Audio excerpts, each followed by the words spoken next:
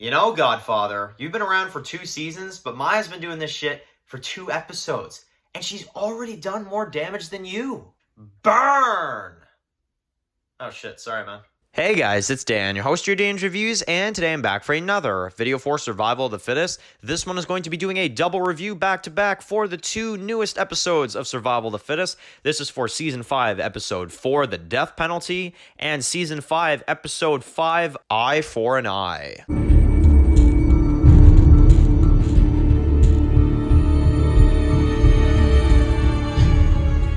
Okay guys, this is going to be doing another video for today. This one's going to be doing another video for Survival of the Fittest. This one is going to be doing a double review. This one is going to be doing my review for Survival of the Fittest Season 5, Episode 4, and Season 5, Episode 5. So, double review this week. Double review, and I figured we would kind of join these ones together this time because...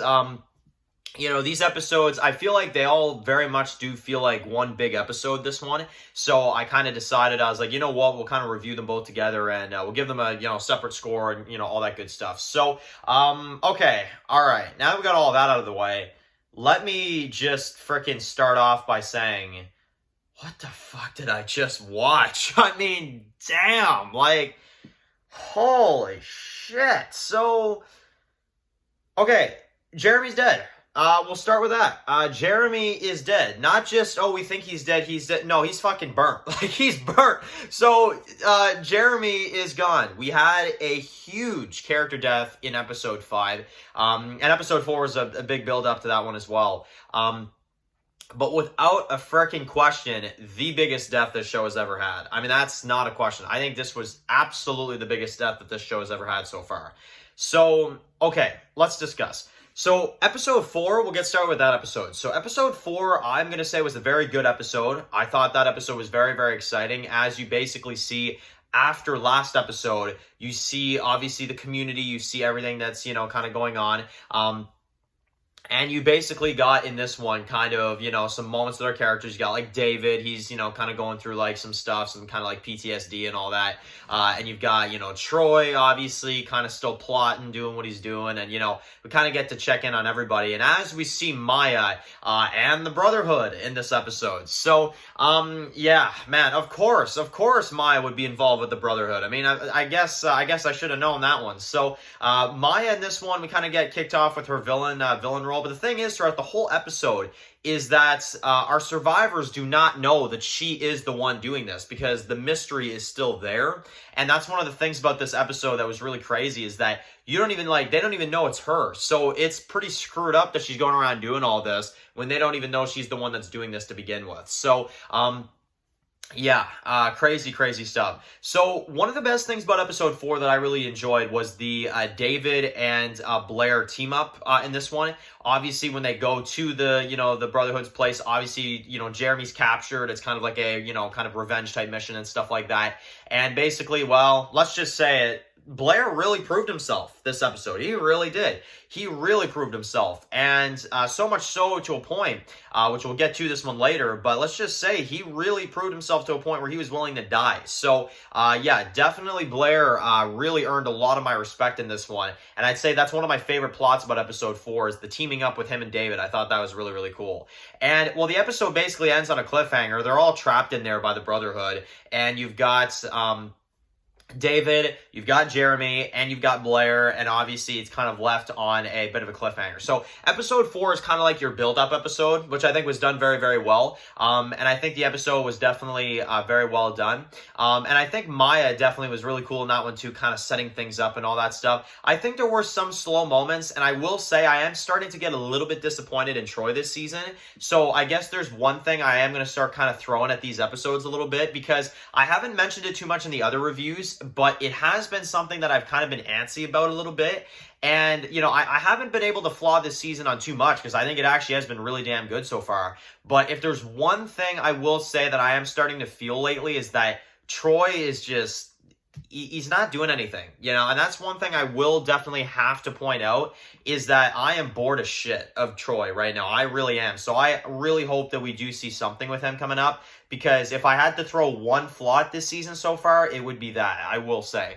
So, okay, now let's talk about Episode 5. Okay, so Episode 4, that was a pretty good episode.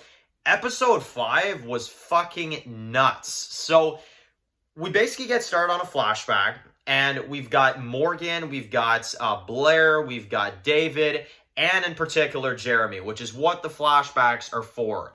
And let's talk about Blair.